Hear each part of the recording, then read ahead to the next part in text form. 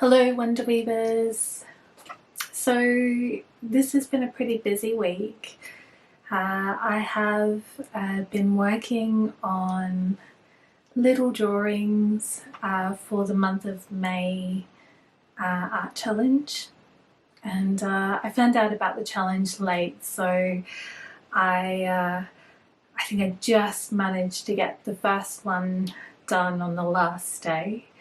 There are 4 challenges. I really loved the prompts. The first one was, I think it was blue branches and birds, or birds, branches and blue.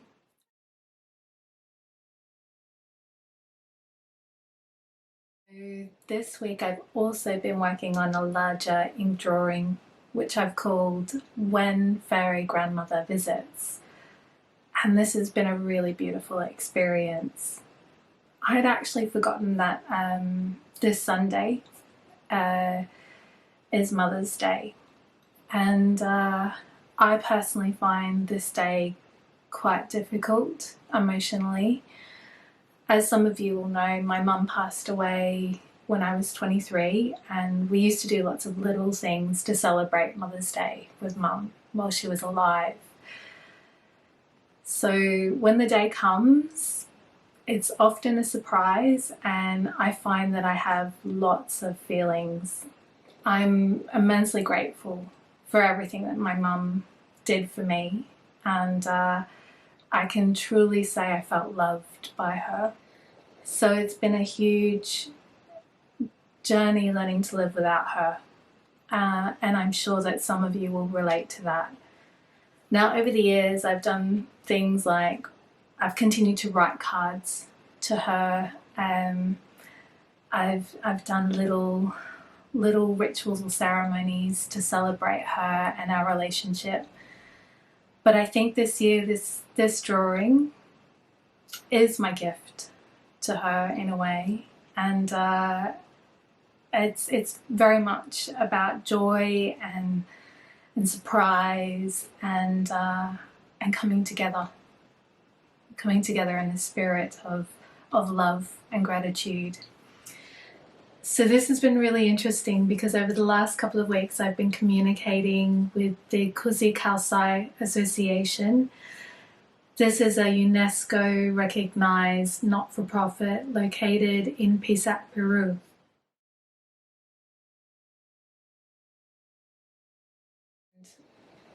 Peru has a very special place in my heart. I did my PhD fieldwork in both Cuzco and Ancash.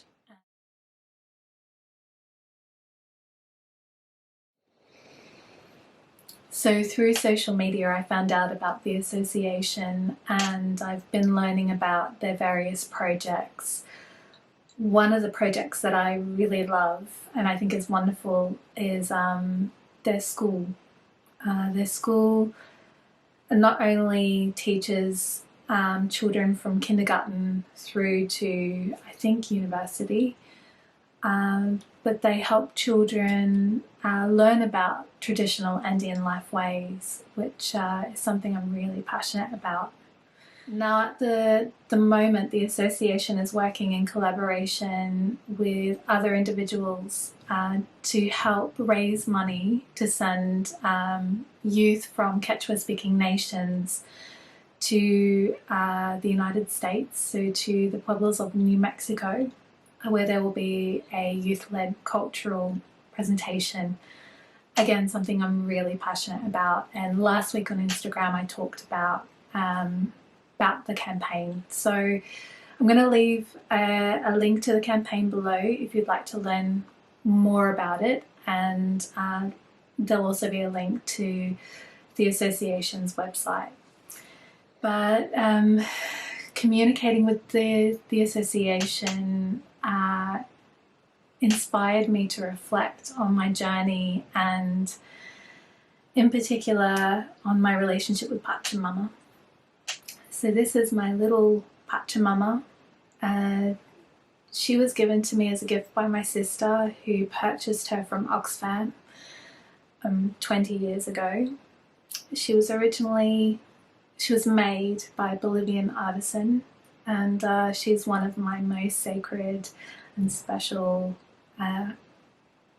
objects, I guess you would say, looking for another word. Pachamama really holds a special place in my heart. So Pachamama is the deity, or Quechua speaking deity, often translated simply as Mother Earth. She is a living being, and often in Peruvian art since colonial times, she is represented as a mountain, often as a woman mountain. And as you can see, my little Pachamama is really stylized. After spending time in Peru doing my field work for my PhD, I came home and picked up the paintbrush for the first time in over 10 years. And initially all I wanted to do was paint Pachamama, to paint her. And it just was such a healing experience. I struggled to hold a paintbrush initially, so with practice and with time, and also using other practices such as meditation, my nervous system calmed down. Remembering I was at the height of my PhD, so things were pretty demanding and stressful. So art can be an incredible instrument of healing. So like I said, I wanted to paint her, and I also found myself wanting to sculpt her. So I would work with air drying clay. Yeah, I would even try and craft dolls. These were things that I never thought I could do. I didn't believe I could sew. I didn't believe I could sculpt. So, and I don't claim to do them very well now, but the urge was so strong, and I found myself just really needing to do it. And I'm glad that I went through that, and I'm so glad that I created with her. So I thought what I would do in this video is share with you some of my paintings of Pachamama, and just briefly explain some of the symbols and motifs. The art is very much in celebration of the time and of the teachings that I gained while living in Peru, and it was made out of love for Pachamama and for her children, the communities especially I worked with, who not only housed me but offered me friendship.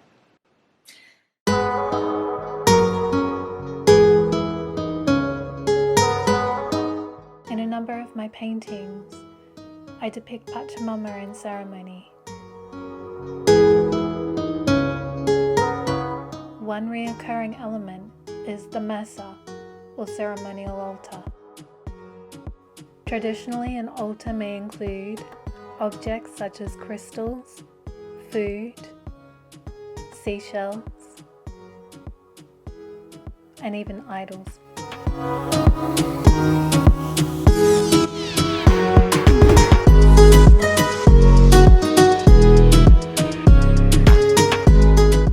Often in my paintings, you will notice that I paint 3 leaves, bundled.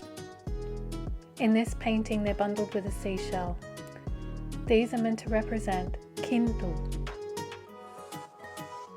Kintu is an offering made by blowing on 3 coca leaves.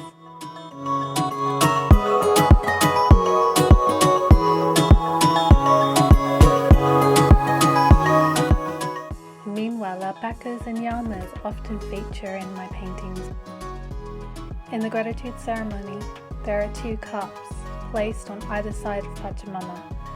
These represent carols.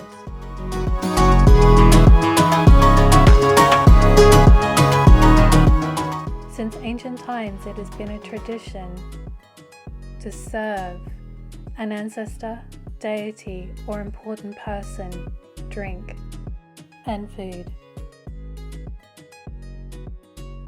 When creating this painting, Pachamama, I was inspired by ethno-historical descriptions of ancient rites and ceremonies related to Mother Corn.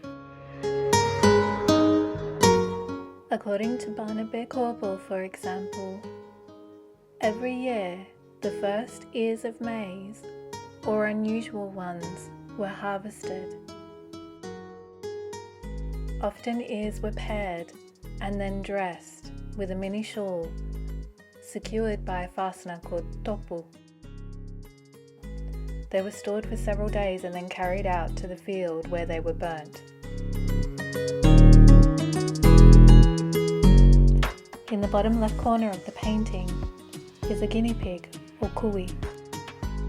Since ancient times, guinea pigs have been a source of food and have also played important roles in some ceremonies.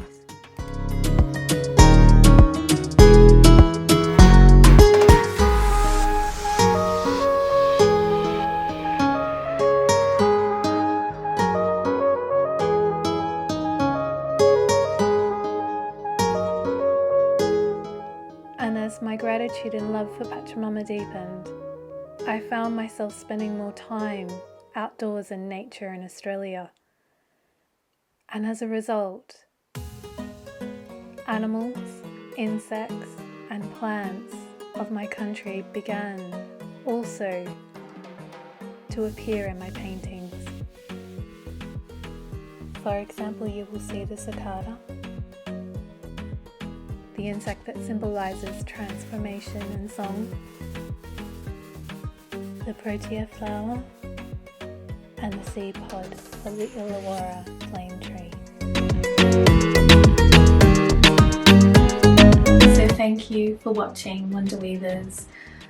I hope that all of the mothers and caregivers out there have a beautiful day on Sunday, and I hope that you stay well and take care. Until the next time, Wonder Weavers. Ciao.